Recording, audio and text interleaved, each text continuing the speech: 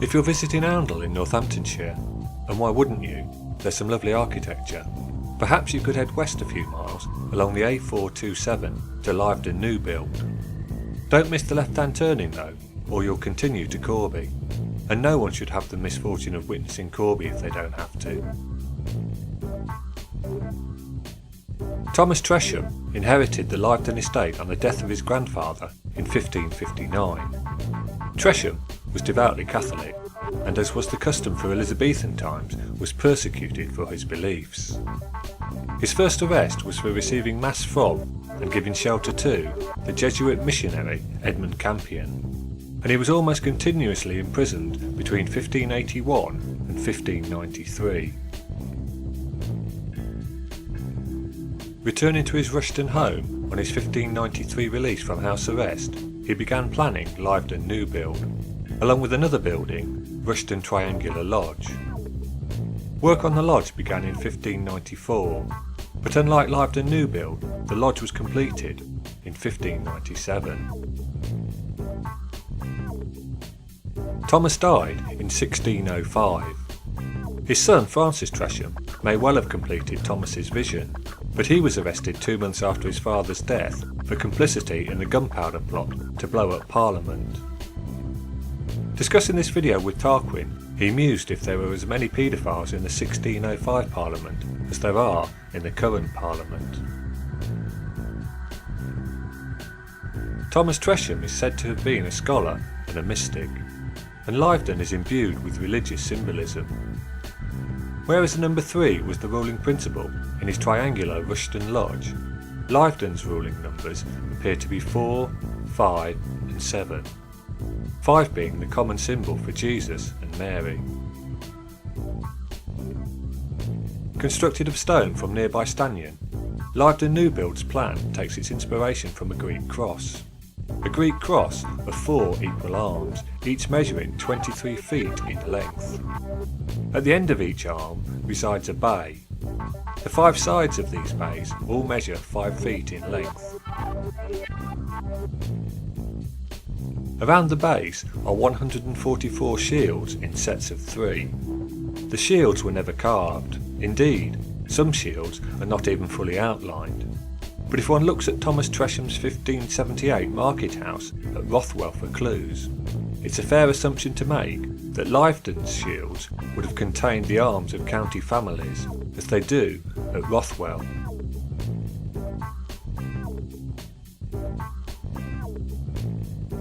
The windows between the shields light the basement, which is only partly underground. The middle cornice consists of 7 emblems repeated for the building's circumference.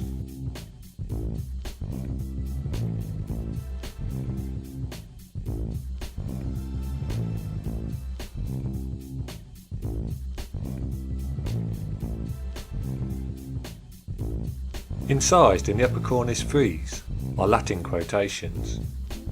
Individual letters are 1 foot in length, and had construction been completed, the quotations would have fitted along the arm's lengths, so each legend fits 23 letters for 23 feet.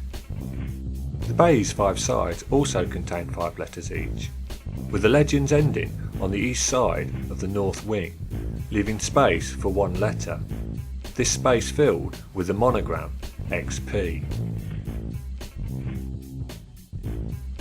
An unusual feature is the lead pipes built into the walls, which would have carried rainwater from the roof through the house. Another feature, seen only in the morning sun, is the shadow of a cross cast onto the parlour wall. Internally, there are 4 rooms on each floor. The largest in the basement is evidently the kitchen, and in the bay at the back of the fireplace are large ovens. The south wing was probably entirely devoted to the staircase, and the other 2 rooms to stores. On the ground floor, the north wing would be the entrance hall, and the south wing the staircase. The 2 other rooms were habitable and boasted fireplaces. In the northwest corner of the north wing, or hall, and about 7 feet from the floor, is a square projecting niche. which may have been intended for Thomas's patron saints. The east side on this floor is the only one which has the bay thrown into it. On the keystone of the arch leading to the bay are two shields, bearing respectively the arms of Tresham and Throckmorton, Thomas having married Muriel Throckmorton.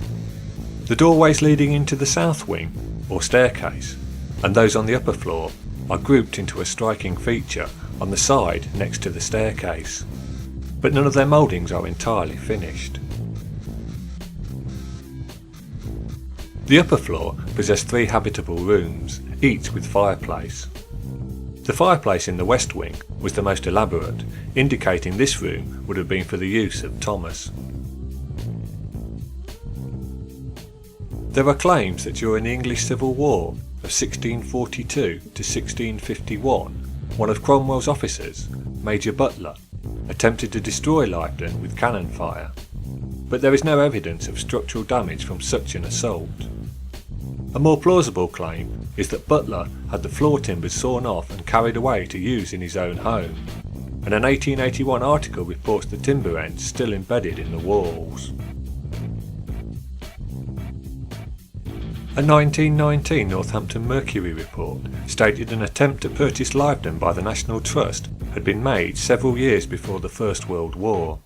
The price for Lyveden and 28 surrounding acres was £1,500, 500 of which had been raised, but the purchase was put on hold for the duration of the war. Just 3 years later, in 1922, the National Trust announced they had purchased Lyveden New Bield. Northampton Mercury, Friday, March 31st, 1922. To the editor of the Northampton Mercury. Sir, I shall be very glad if you will allow me to make an announcement through your columns which may be of interest to your readers. It may perhaps be recollected that some time ago an appeal was issued on behalf of the National Trust for funds to enable them to purchase Lyveden New Bield near Kettering, the unfinished specimen of Thomas Tresham's work, which has long been the admiration of architects and antiquaries. The outbreak of the war necessarily interfered with the carrying through of the scheme, but I'm happy to be able to inform your readers that the Trust has now been able to complete the purchase of the building, which will thus be preserved for all time for the benefit of the public. A strong local committee of management has been formed to administer the property under the National Trust, and I feel sure that all who are interested in our architecture will be gratified that this fine specimen of Thomas Tresham's work is now safe from the despoiler.